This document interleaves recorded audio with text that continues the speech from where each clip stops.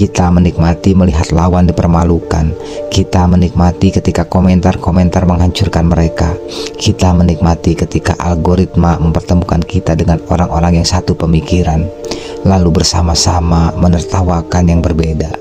Pada saat itu sebenarnya kita tidak sedang tumbuh, tapi kita sedang membangun benteng. Dan yang kita jaga mati-matian bukanlah kebenaran, tapi ego merasa benar. Ada hal yang paling jujur dari semua ini, yaitu kita takut dikatakan salah.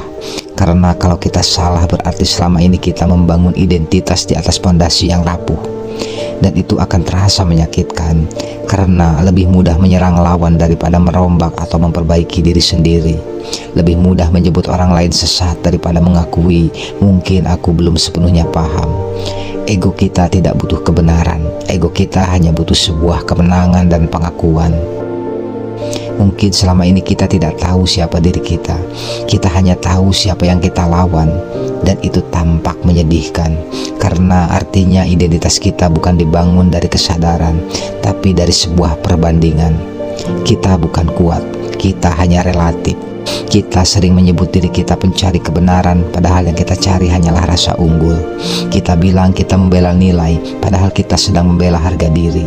Kita bilang kita ini kritis, padahal kita hanya selektif terhadap hal yang menguntungkan posisi kita. Jadi sebelum menunjuk siapa yang salah di luar sana, coba tanya satu hal ke dalam diri sendiri. Kalau tidak ada yang bisa aku kalahkan, apakah aku masih merasa berarti? Kalau jawabannya tidak, maka mungkin selama ini yang kita jaga bukan kebenaran, tapi ego yang rapuh.